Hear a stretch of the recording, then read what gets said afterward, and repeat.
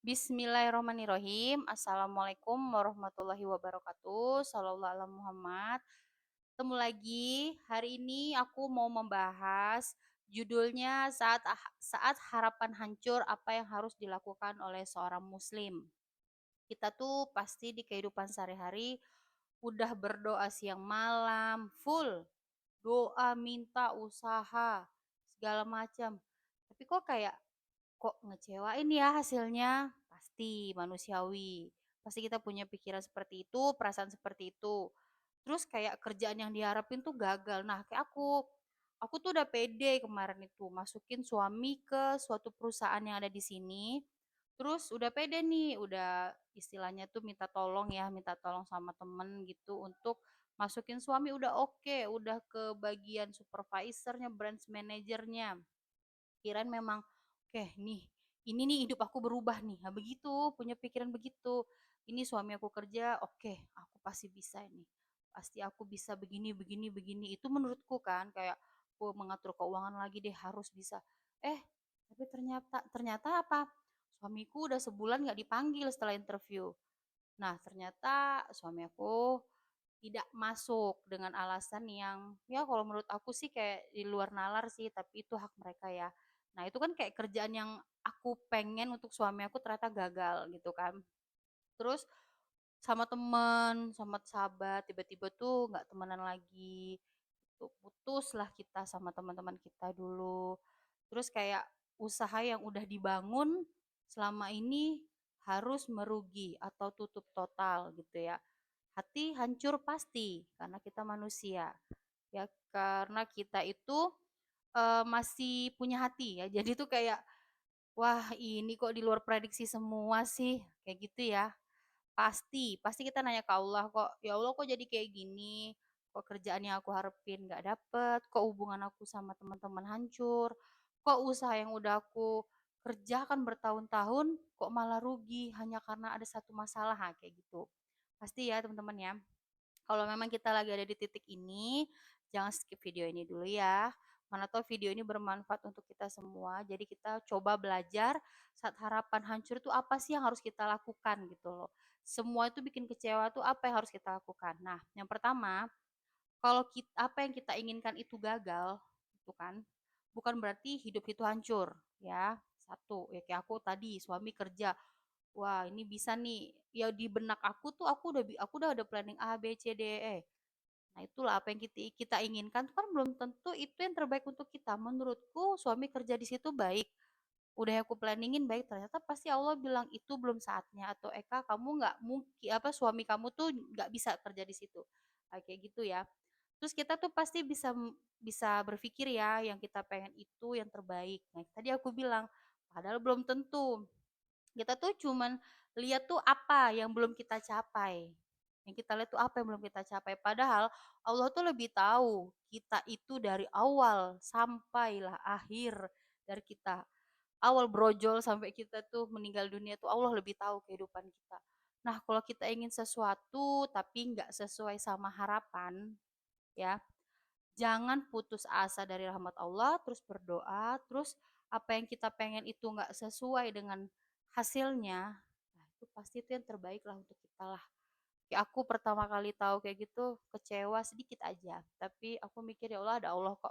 Allah tahu lah yang terbaik buat aku ya udah. Mungkin jalannya ini dulu nih.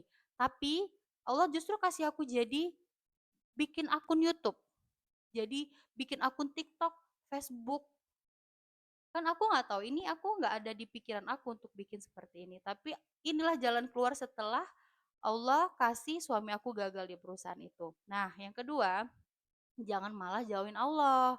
Itu dia. Banyak orang kalau udah kecewa tuh justru jauh. Banyak ya kasus-kasus sekarang justru karena dia udah jauh, dia melepaskan apa yang udah selama ini ia pakai gitu. Teman-teman pasti tahulah apa itu. Terus kayak jadi sholatnya bolong-bolong, udah nggak mau doa lagi lah, karena aku sering baca di tweet seperti itu. Dia udah rajin sholawat segala macam, udah full, udah baik, tapi udah 5 bulan ini aku udah nggak pernah ngerjain sholat sama sekali. Itu aku makanya sampai yang kenapa bisa sampai seperti itu manusia? Sebesar itukah kecewanya sama Allah? Padahal udah dikasih tahu itu yang menurut dia baik kan belum tentu yang terbaik menurut kita. Kata Allah enggak ya enggak gitu loh. Allah tuh pasti tahu apa yang terbaik buat kita. Berburuk sangka sama Allah, jangan sampai kita tuh jahat sama Allah, buruk sangka sama Allah. Padahal kalau kita lagi hancur-hancur tuh, ya ini waktu tepat gitu loh buat kembali sama Allah. Waktu tepat buat bujuk Allah lagi, rayu Allah lagi, deketin Allah lagi gitu. Jangan jauhin Jangan jauhin ujian, jangan jadiin ujian ini tuh buat kita tuh malah makin susah, malah makin jauh. Jadi kan ujian ini tuh kayak makin deket lah sama Allah lah, rindu nih gitu. Jadi ya karena Allah tuh kan kadang rindu sama manusia. Karena cuman Allah tempat mengadu yang luar biasa, yang tepat kalau aku bilang sih. Yang ketiga tuh nangis aja, gak usah ditahan karena Islam itu nggak pernah melarang Islam itu tidak pernah melarang kita itu untuk nangis. Nah gitu dia. Islam nggak pernah larang nangis, Islam nggak pernah larang kita itu untuk sedih. Justru nabi yang pernah ngerasain ujian aja itu juga pernah nangis kok, punya rasa sedih. Tapi memang iya, kita nggak boleh hilang sama rahmatnya Allah. Nangis ya nangis aja, cuman nggak boleh berlebihan, itu aja sih. Terus cerita aja sih semua sama Allah kalau ada masalah. Yang keempat, tetap usaha walaupun keadaan tidak sesuai harapan. Kayak aku tetap usaha di Jumat Berkah, bikin konten.